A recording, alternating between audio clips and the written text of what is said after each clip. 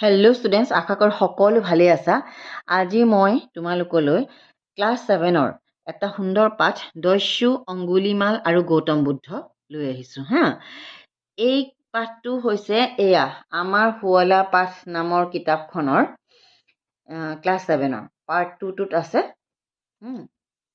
দস্যু, আঙ্গুলিমাল আৰু গৌতম বুদ্ধ। দস্যু, অঙ্গুলিমাল আৰু গৌতম বুদ্ধত যুক্তাক্ষৰ ভালেমানকেইটা আছে হা। তোমালোকে মানে শুদ্ধকৈ মোৰ উচ্চাৰণটো শুনিবা আৰু তোমালোকৰো উচ্চাৰণ শুদ্ধ হ'লেহে তোমালোকৰ পৰীক্ষাত বানানবিলাক শুদ্ধ হ'ব। এতিয়া মই পঢ়ি যাওঁ, তোমালোকে নিজৰ কিতাপখন উলিয়াই লাইন বাই লাইন ধৰি ধৰি শুনি যোৱা। বহু বছৰৰ আগতে ভাৰতবৰ্ষত মগধ নামেৰে এখন ৰাজ্য আছিল। মগধৰ অৰণ্যৰ ভিতৰত এটা দস্যুৱে বাস কৰিছিল। সি বৰ হিংসুক স্বভাৱৰ আছিল। মানুহক সি ঘৃণা কৰিছিল। তাৰ সন্ত্ৰাসত শিশু, বৃদ্ধ, ডেকা, গাভৰু কোনো সাৰি যোৱা নাছিল। সি মানুহক লুটপাত কৰিছিল আৰু তাৰ পিছত হত্যা কৰিছিল। সি ইমানেই পাশবিক মনৰ আছিল যে মানুহক হত্যা কৰাৰ পিছত সি মৃতদেহৰ আঙুলি এটা কাটিছিল আৰু মালা বনাই ডিঙিত পিন্ধিছিল। তাৰ ডিঙিত ৯৯টা আঙুলিৰ মালা আছিল। এই যে ৯৯ মন কৰিবা দেই। আঙুলিৰ মালা পিন্ধাৰ কাৰণেই দস্যুটোৰ নাম আছিল অঙ্গুলিমাল।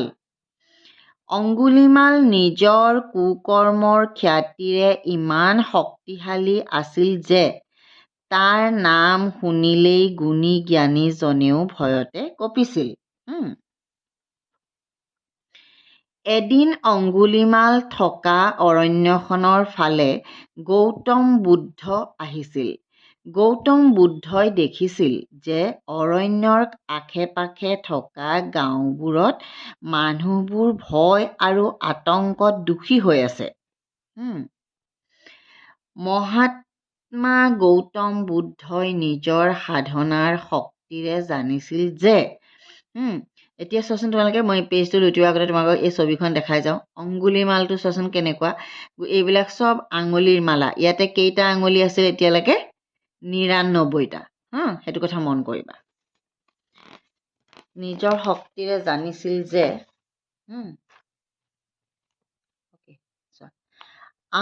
অঙ্গুলিমালৰ হিংসা আৰু সন্ত্ৰাসেই গাঁওবাসীৰ ভয় আৰু আতংকৰ কাৰণ। এদিন গৌতম বুদ্ধই অৰণ্যৰ ফালে খোজ ল'লে। তাকে দেখি গাঁওবাসীসকলৰ এজনে ক'লে, হে সন্ন্যাসী, সেই বাটে নাযাবা। অৰণ্যত অঙ্গুলিমাল থাকে। সি অতি ভয়ংকৰ আৰু শক্তিশালী। সি তোমাক হত্যা কৰিব।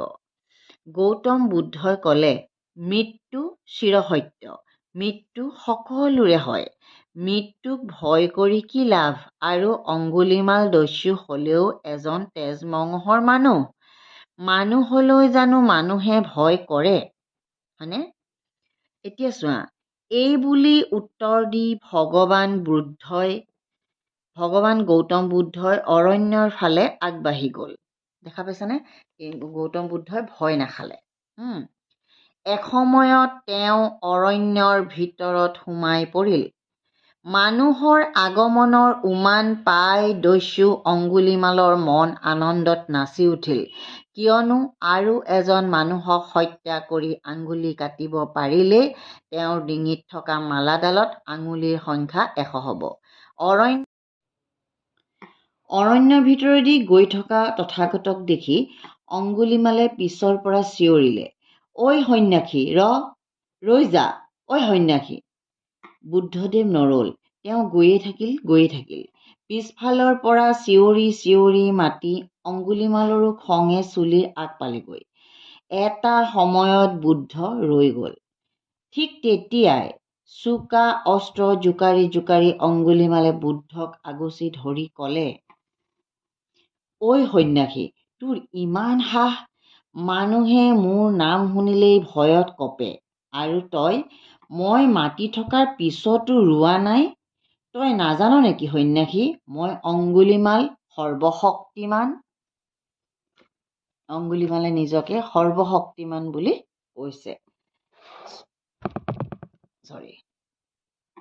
শীতল হাঁহিৰে গৌতম বুদ্ধই ক'লে, অঙ্গুলিমাল, তুমি এজন মানুহ, মানুহে জানো মানুহলৈ ভয় কৰে? বুদ্ধৰ মুখত তুমি এজন মানুহ, এই বাক্যটো শুনি অঙ্গুলিমাল আচৰিত হৈ পৰিল। ইমান দিনে সি মানুহৰ মুখত শুনি আহিছিল সি দস্যু অঙ্গুলিমাল। সকলোবিলাক মানুহে তেখেতক দস্যু বুলি মাতিছিল। তেখেতে যে এজন সাধাৰণ মানুহ সেই কথাটো আজিহে তেওঁ শুনিলে। মানে বুদ্ধই আকৌ ক'লে, তুমি যে নিজকে সৰ্বশক্তিমান বুলি কৈছা, তাৰ প্ৰমাণ দিব পাৰিবা? অঙ্গুলিমালে ক'লে, পাৰিম। কি প্ৰমাণ চাব বিচাৰিছ সন্যাসী, ক। বুদ্ধই হাবিৰ এজোপা গছলৈ দেখুৱাই ক'লে, যোৱা অঙ্গুলিমাল, সৌ গছজোপাৰ পৰা তুমি 10 খিলা পাত ছিঙি লৈ আহা। অঙ্গুলিমালে থাউকতে গৈ চকুৰ পলকতে 10 খিলা পাত ছিঙি আনি গৌতম বুদ্ধৰ আগত দাঙি ধৰিলে। গৌতম বুদ্ধই আকৌ ক'লে, যোৱা অঙ্গুলিমাল, এই ছিঙা পাতখিনি এতিয়া তুমি য'ৰ পৰা ছিঙিছিলা তাত পুনৰ জোৰাই দিয়া। বুদ্ধৰ কথা শুনি অঙ্গুলিমালে ক'লে, ছিঙা পাত জোৰা লাগে নেকি? ই অসম্ভৱ। তেতিয়া বুদ্ধই ক'লে, তুমি যদি ছিঙা পাতখিনি জোৰাব নোৱাৰা, তেন্তে তুমি কেনেকৈ সৰ্বশক্তিমান হলা? কাৰোবাক জীৱন দিয়াৰ ক্ষমতা যদি তোমাৰ নাই, তেনেহ'লে কাৰোবাৰ জীৱন লোৱাৰো অধিকাৰ তোমাৰ নাই। হিংসাৰ বাট ত্যাগ কৰি তুমি অহিংসাৰ বাটলৈ আহা অঙ্গুলিমাল। প্ৰেম, দয়া, কৰুণাই মানৱ জীৱনৰ আচল সম্পদ। মানৱ জীৱনৰ আচল সম্পদ কি বুলি সুধিলে, প্ৰেম, দয়া, কৰুণাই মানৱ জীৱনৰ আচল সম্পদ। মানৱ সেৱাই প্ৰকৃত ধৰ্ম। পুণ্য সকলোৱে কৰে, কিন্তু প্ৰায়শ্চিত্ত কৰাটো পুণ্য কৰাতকৈ বহু গুণে জটিল। মানৱ সেৱাৰ জৰিয়তে তুমি কৰা পাপৰ প্ৰায়শ্চিত্ত কৰা।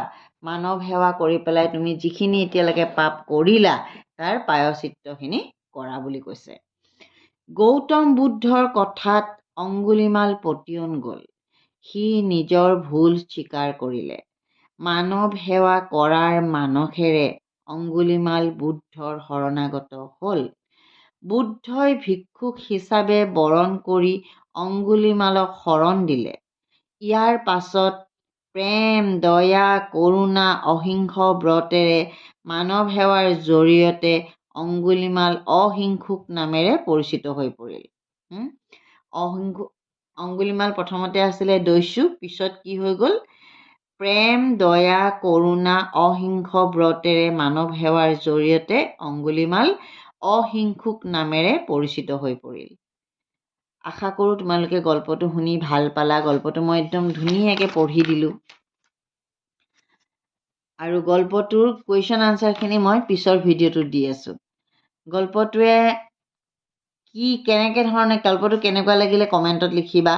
গল্পটোৱে তোমাক কি শিক্ষা দিলে সেইটো লিখিবা। আৰু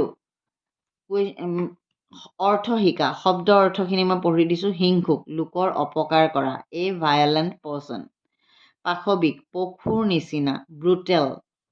সন্ত্ৰাস, আতংক, অতিশয় ভয়, টেৰৰ। তথাগত মানে বুদ্ধ। সন্যাসী, বৈৰাগী, সংসাৰ এৰি ঈশ্বৰক মন দিয়া, চেজ। সৰ্বশক্তিমান, সকলো কৰ্ম কৰিবৰ শক্তি থকা, অলমাইটি, প্ৰায়শ্চিত্ত। পৰাচিত হোৱা, শৰণাগত, আশ্ৰয় লোৱা। পৰাচিত হোৱা মানে এটনমেণ্ট, শৰণাগত, আশ্ৰয় লোৱা, টেকিং শ্বেল্টাৰ, দস্যু, ডকাইত। তোমালোকৰ কেনেকুৱা লাগিলে? দস্যু অঙ্গুলিমাল পাঠটো পঢ়ি কেনেকুৱা লাগিলে কমেণ্ট কৰিবা তোমালোকে।